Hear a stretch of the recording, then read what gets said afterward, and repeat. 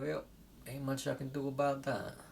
Hello everyone, and yes, another video. Sorry about the sun, the blind's half down, the sun's trying to get in my eyes and my face. So yeah, this is the best I can do. And as I say that, I think it's just going behind the clouds, so it's kind of just going to diffuse a little bit there.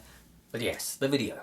Today I'm going to be talking about character deaths and how you can make them more impactful or have them to serve a different purpose. So, kind of in my head there's like 2 different types of deaths you can have. Which, before I go into it, spoiler alert, if you haven't seen Game of Thrones or read Song of Ice and Fire, you should probably not watch the rest of this video, because I'm just going to talk about some of the deaths that go on in it. And we shall completely ignore the latest seasons, because I don't like to think about them very much. So the first death we're going to talk about is my boy Ned. He's the main man. Chapters are from his point of view, most of them. He loves his family, didn't really do anything wrong. Did he do it? I don't think he did do anything, and he's just serious as fuck. And to be honest, he kind of a little bit stupid.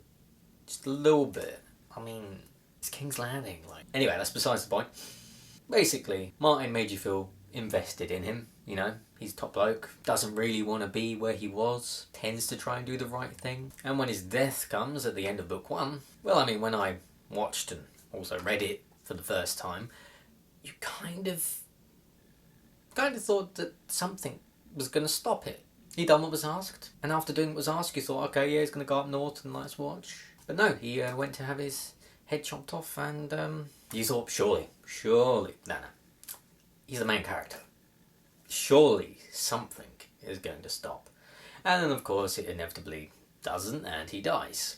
I'd say that is arguably the biggest death in the book, at least initially, which sets the tone in that in real life he kind of would have died because he was being a little bit stupid. So, because he made you feel for the guy, because he was placed as sort of the main character within the book, it was a little bit of shock value and a little bit of investment because he was the good guy, didn't want to be there and didn't really do anything wrong. Now, if you compare this up against the deaths that happened in his prologue in the first episode of Game of Thrones, at the very beginning, the 3 guys knocking around north of the wall,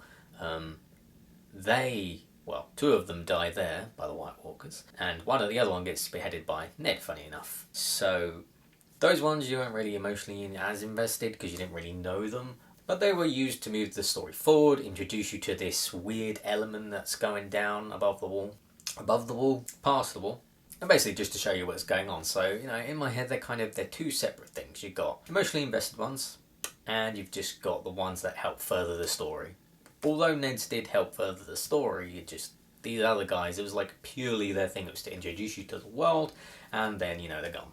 They've served their time, and that's it. I would say if you do kill characters, and they don't serve any purpose, it doesn't further the story, they kind of just die, and you're not really invested, I kind of ask, what's the point of it? Shock value?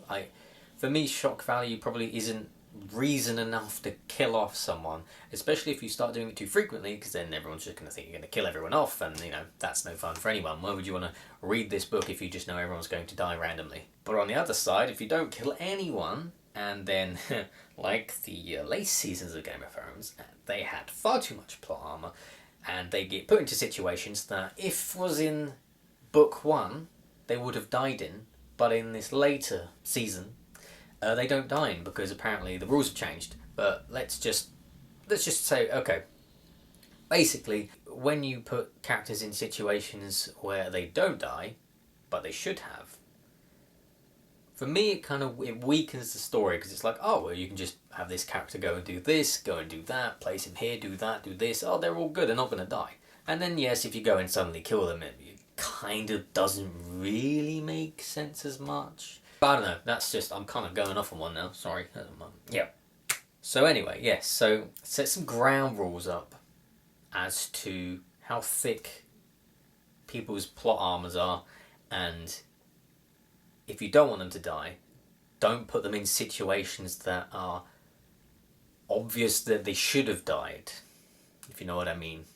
So again, Game of Thrones related,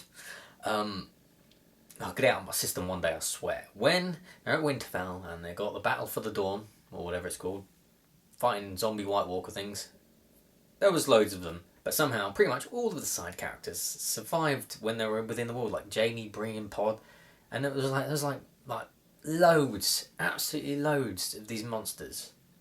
Now, I understand what they were going for. There was loads of them. You want to be crazy. But the characters, if they were with that many, they should have died. So either you don't have that situation, or you try and make the premise where that situation is okay. So a way that they could have done that Game of Thrones is if they actually got involved with the fights with the commander White Walkers, and they started killing them, and it was killing off the undead. That would have gave the living more of a chance, and it would have been more realistic if most of them survived. But because they didn't, it was like, well, why? Like, I don't want them to die, but I feel like they kind of had to. Like, you know, that was the stakes. But yes, okay, so I don't even know what this video is about.